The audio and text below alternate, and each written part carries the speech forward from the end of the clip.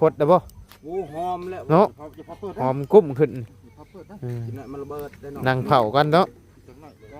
จักนาทีหรือบ่ฮอด10นาทีเท่านี้บ่ตอนนั้นมันบ่ตามดอกฮะเขาเฮ็ดแบบนี้นะเป็นห้องนึงมีปอกกัน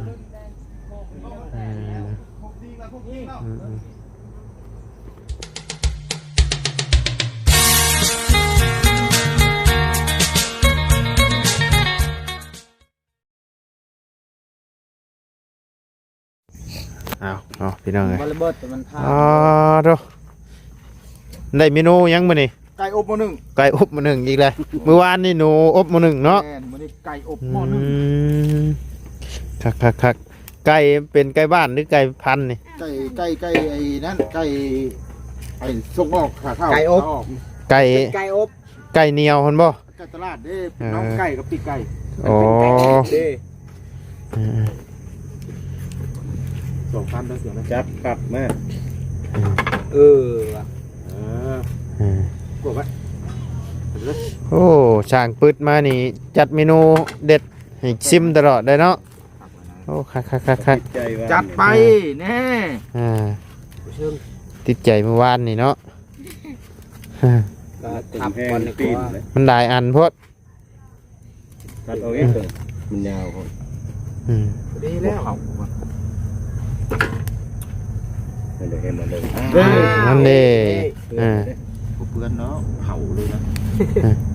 เปื้อนเลยได้หัดถือทีก็เอาทางนี้ใช้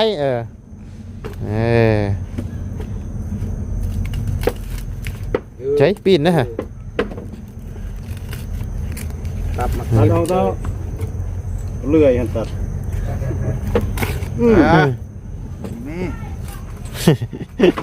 ช่วยกันนี่เอาท่านี่ลงนี่เอาเนี่ยอ้าวยามันเดี๋ยวมันลงเองมันความสดบ่เป็นนะพวกนี้บุเป็นในยูชื่อบ่เชฟม.1หัวเชฟโมเมนต์เชฟกระทะห้างเนาะเชฟม.1มันม.1แห้งม.1ห้องพี่น้องเลยโอ้ยังมีอีกทางนี้กันเนาะอีกหนึ่งเมนูพี่น้องเลยหลายอย่างนี่เอาก่อนอื่นกราบทักทายสบายดีเด้อเนาะพ่อแม่พี่น้อง FC เบิร์ดจิกุสุคนเนาะเอาไว้ชูในและต่างประเทศก็ยินดีต้อนรับเข้าสู่ช่องบ่ไรคือเก่าพี่น้องเลยโธ่ใส่ผักบ่บริใส่เมนูสุดเด็ดตำสักกระบือบ่ได้มีนั่นบ่ได้มีหัวไข่บ่พอหัวไข่นี่เบิ่งเลยกระเทียมมีบ่กระเทียมมีอยู่เอามาใส่กระเทียมเลยกระเทียม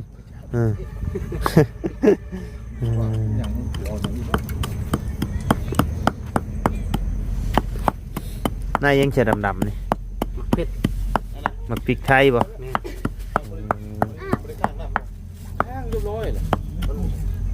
เอาแน่กระเทียมนะบ่มีแล้วบ่ได้ใต้น้ำได้อบเลยเราอบเลยได้มันบ่มีถ้วยน้อยวันนี้เลยบอกแม่กระเทียมนี่ล่างตัวนี้แล้วตัวนี้ตัวที่ปิ้งดิตัวนี้อันนี้ไม่จะปิ้งนี่นัวแล้วสั่งก็เป็นเชฟก็เป็นได้เนาะได้หมดนะเป็นบ่ได้แต่ปัวเขาเนาะคนมือเหงาบ่แม่นเลือกบ่เขาเรื่อง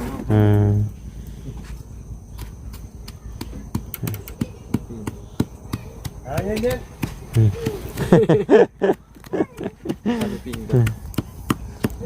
ผู้แล้วผู้ยังพากันซื้อเหล็กยางมา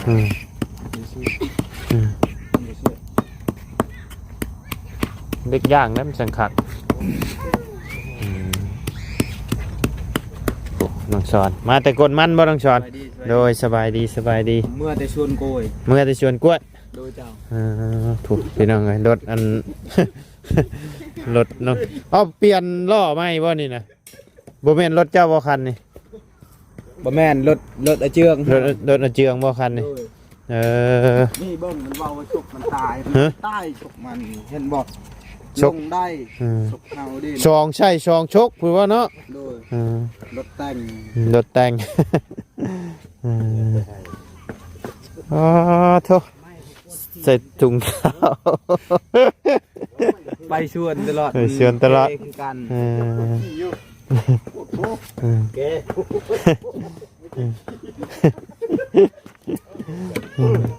คือเวียดเล่าแล้วจนเรามาซื้อไม้ เนาะ ผู้เบิ้ลพ่อมันออกมาเอาผู้บ่ไป น้ำฟดเบกลมเวลาเจืองมาลุ่งบ่จุ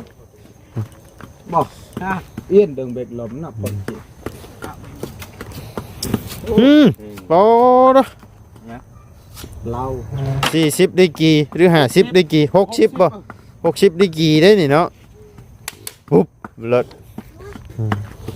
อ๋อมือนี่มุ่งได้นี่เนาะมาได้แผ่นในรถซิ่งนี่กะ อื่นไปหมดแล้ว โอ้แล้วบ่มงมืออื่น แล้ว อ๋อ ต่างเสียงมาได้ โดยโอ้ มาเติมอีก2นะมือ มาเติมอีก2เป็น4อยู่ทางนั้นแล้วเบิดแล้วบ่ ถ้าก็แล้วบนเฮ็ดแท่งนั่นแล้ววัน เฮ็ดไปเฮ็ดแท่งน้ำบ่เฮ็ดอยู่พุ่น บนออกเสาแท่งน้ำ โอ้โดยมืออื่นได้มุงเบิดมืออื่นนี่เนาะโหพี่น้องเอ้ยมาครบเบิดอ่ะแผ่นฮันดูซิงสีฟ้าพี่น้องเอ้ยตัวลบตัวยังมาครบเบิดแล้วพี่น้องเอ้ยโอ้โห เดี๋ยวดี เอ้าอีนี่ฝีมือบ่เคยตก เอานี่ ชี้เมืองรวดมันแม่รวดอันมันไปไม่เจือเรารวดทุ่งไง ตอกดีมา โอ้ย โอ้ออกอย่างนี้เฮ้ยนี่ปิ้ง ของแท้เนาะ เท่แล้วนะเดี๋ยวปิ้งเองแล้วหนี อั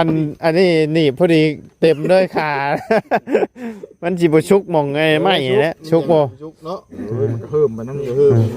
หอม แต่ว่าจะตัวนี้แหละหอม กุ้ม ไฟกองนึงบ่ แม่น จุอีกกองนึง เอาใกล้ๆเนาะโอ้แล้วเวียกงามๆเนาะ เคลียร์มาบ่เคลียร์แล้วก็เอาอันนี้ก็ได้เจียงเอามัน เสียดไม้ตัดมันจังเป็นพันครับ ไม่ มึงกลับมา2 เส้นกับ2 เส้นนี่ดิ คนซื้อเนาะ โยกันจะเอามาลายมาแล้วสิหายแล้วอีก นี่ โอ้คักกูตัดไม่ปิ้งกับบ่ได้หานเครื่องหานกานี่ โบนะ ไปเด้ยาวโลด เอาอีกว่าใหม่นี่ เอาไว้อีก แต่เจ้าแล้ว พอบ่ล่ะ โอ้หานเครื่องมันกองไฟแล้วมันสิบ่พอมันยาวโพดเฮ็ดแบบนี้จับหมุนข้างเดียวนี่นะ อันนี้ล่ะไก่ปิ้งไก่ปิ้นน่ะนี่ ไก่ปิ้นบ่ แต่มีแต่ขามันหนอมันต้องบ่ญาติกันกินขาเด้เอาแต่ขาโลดบาย ไอ้เนาะ โอ้ขันแล้ว คักๆเนาะ นั่งปิ้นอยู่จนเที่ยงคืนบุเป็นอะไร เป็นนี่ ก็เพื่อสิชุกติ เดี๋ยวก็ซุกนะเดี๋ยวก็ซุกนะตัวนี้นะ สู้กัน ดีมันเป็นก้อนเลยไข่ ดีได้เจียง อบเอาคือเมื่อวานนี่ได้นั่นกันเนาะ อบคือวานนี้แล้วมันบ่มีอันนั้นเด้บ่มีไอ้ตัวกระฟามใส่น้ำ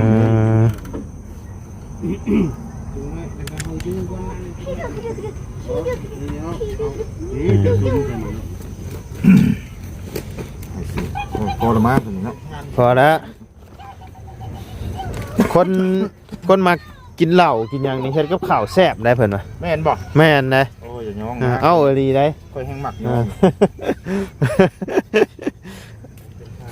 เฮ็ดเป็นวัตถุย่างเมนูนี่เพราะว่าเพิ่นมักเฮ็ดกับแก้มเด้ เอาเปล่าบ่ได้อันไม่ปิ้งกันนะ เมนูมัดเมนูแบบไหนบ้านแล้ว พอละบ่ พอแล้วไว้ให้อาเจืองใช่ ไว้เกี่ยงซะต้มเต้า เราปิ้งกันแล้ว ไว้ให้อาเจืองปั้นเช้าซะ นั่นก็ปัดกินก็ ได้ผักกาดงูเลย ฮะประกาศยังบ่ใหญ่ ผักกาดยังบ่ทันได้ใหญ่ คุยอันนั้น เฮ็ดยังประกาศ ตีก้อย อืม มึงเขาลักรถจอน ก็กระตุกใจ เนาะโอ้ยจังเมนู ให้จ่าเล่าด้วยอ่ะ จานลาวอันยังอยู่ห้องอยู่โดยสบายดีเนาะเราสวยๆอยู่ เฮ็ดเมนูเจ้าใส่พริกบ่ตัวนี้นะโอ้สูตร รถวานนี่เรา ถอกลงนี่รถเป็นหยังมือพริกไง ใส่แต่ซอง ใส่จะ2อันนี่เชื่อเอรถเจ้าโอ้ใส่พริกเนาะตัวนี้เอานี่ใส่น้ำบ่แปลกเอา บ่มัก ฮะ บ่มัก บ่มัก มันเน่ามันแม่น มันเหม็น ประเดะต้องกินตำบักหุ่งบ่ โอ้คือกันนะเพิ่นใส่คือกันได้นี่อยู่แถวอิหยังแถวไชยะนี่ปิ้งไก่ปิ้งหยังปลาแดกคาเด้ โอ้เสียบได้ ใส่ น้ำประเดี๋ยวโอ้ยหมูหันนึงครับใส่น้ำประเดี๋ยว ห่าน เห็ดน้ำกะปิเป็นอะไร นี่สูตรคอยแบบนี้แหละ สูตรเจ้าใส่หมกพริกสูตรเจ้าเนาะอ่า จุดคนจีนนี่นะ สูตรคนจีนบ่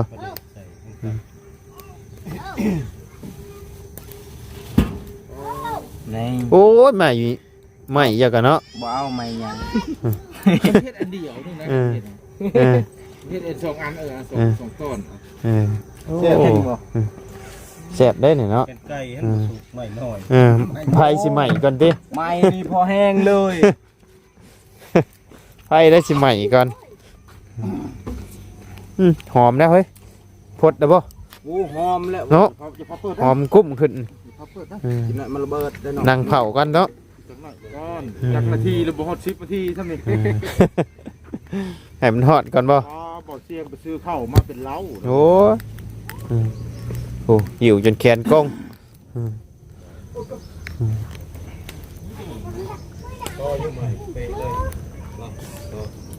พอดีเลยเนาะมาพี่น้องเลยเดี๋ยวหลังจากที่รออบไก่อบหยังเนาะมาทางนี้ก่อนพี่น้องเลยบัดนี้อ๋อโธ่เนาะไวเลยนี่พี่น้องเลยสั่งเราเชียงสั่งมาพวมตอนเที่ยงกันบ่นี่นะ เลย งามพี่น้องเลยเรือบานประตูเนาะไปขึ้นเบิ้งนี่เทิงมาไปฮึบฮึบอึบอึบอึบโอ้สูงถึงยังอยู่นี่เนาะ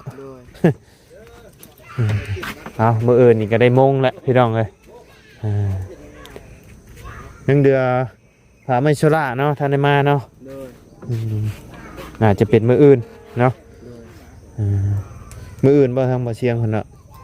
เอาสียังผาไม่ชราเจ้าได้เลือกสีอยู่บ่ เลยเลือกแต่ว่าอยากได้สีแกนแต่ว่าบ่มี อยากได้สีแกนมันเป็นได้สีแกน มันบ่งึบ ฮะ มันแจ้ง มันแจ้งสีได้ไหนปะ สีคือเฮือนน้องปูนาเนี่ย อ๋ออยากได้แบบนั้นอ๋อสีมันเป็นคือสีไหมนี่เนาะอ๋อจะอยากได้แบบนั้น เบิ่งจังไดก็บ่เบื่อสิ หน่อย แต่ว่าบ่มีก็สีหยังก็ได้ มันบ่มีบ่สีนั่น บ่มี สีควันบุรีก็งามคือกัน เลย สีควันบุรีสีเทาๆนะสีออกสีเทา เลย งามคือกันแบบนั้นกันสีแดงบ่ เลยสีคือเฮือนน้องซ้อนนั่นแหละบ่เสีย อ๋อสิเอาชื่อเพื่อนน้องซอนนี่บ่บัดนี้อ๋อคักเนาะพี่น้องเอ้ย แน่น แน่นดีพี่น้องเอ้ยมื้ออื่นนี่ก็มงแล้วมื้ออื่นนี่ไวเนาะเพิ่นเฮ็ดเนาะ2คนนึงกับพี่น้องเอ้ยโอ้ หากันแล้วมื้อนี้แหละ ถือว่าสร้างเพิ่นแบบร้อยเลยนะพี่น้องเอ้ยจับขีดชัยแล้วเป๊ะๆเลยไว คันเพิ่นมา6คนนี่6คนนี่แฮงแล้วแต่เฮิงนี่ สร้างเครื่องมานำก็บ่ทันคันเพิ่นมา6คนมื้ออื่นนี่มาเป็น4คนมื้ออื่นนี่พี่น้องอันนี้เพิ่นตอกแล้วเหรอบ่นี่นะ เลยตอกแล้ว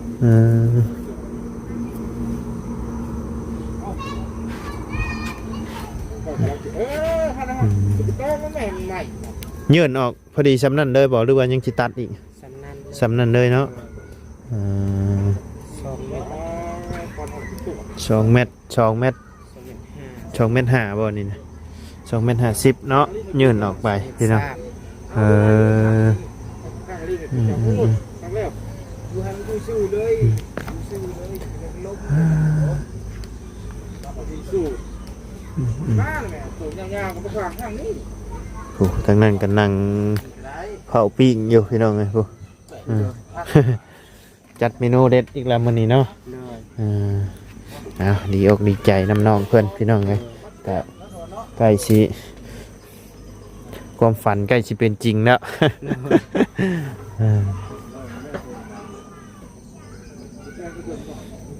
ยับหมอจอจันแล้วสร้างชุดนี้เพิ่นไว้แล้วบ่เกินอาทิตย์นี้อาทิตย์หน้าแล้วได้ขึ้นอยู่แหละแต่ว่าน่าจะดังปีใหม่เนาะดังปีใหม่จังขึ้นกันจังคักพี่น้องหรือว่าขึ้นช่วงปีใหม่เอาบ่ช่วงปีใหม่บัดทีมงานสีบริยุนะเพราะว่าต้องเมื่ออยู่ต้องเมื่อบ้านพี่น้องเมื่อ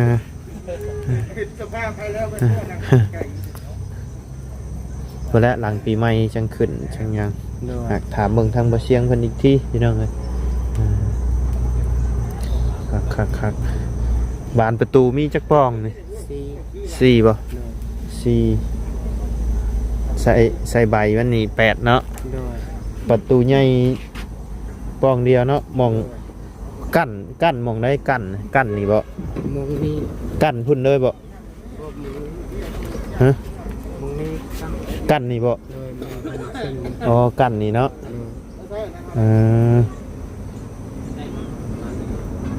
แต่ว่าทางนั้นปิดได้บ่ทางนั้น ใส่ลูกติ้ง ใส่ลูกติ่งเอากะมีอันช่องว่างหน่อยนึงเนาะสำนี้ อืม ให้มันกว้าง คันซ้ำนี่มันบ่ต่ำกับนี่บัดคันพี่เลยนะสีงามนะให้มันเหลือประตูหน้าต่าง บ่ตรงนั้นมันบ่ตามต้อง ฮะ เขาเฮ็ดแบบนี้นะมันเป็นห้องหนึงมีปอกกัน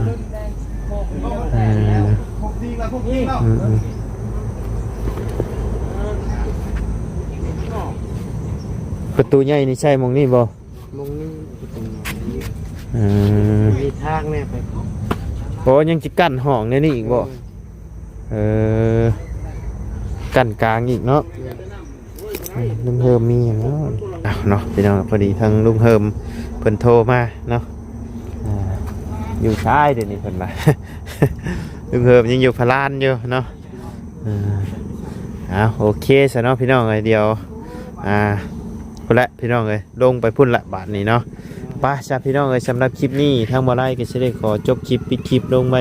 เพียงสำนี้ก่อนเด้อพี่น้องเด้อผู้สร้างมาเด้อเนาะโอ้ผู้พี่น้องเอ้ยไปสบายดีเด้อเจียงเด้อเนาะไปพี่น้องเอ้ยพบเจอกันในคลิปหน้าเนาะสบายดี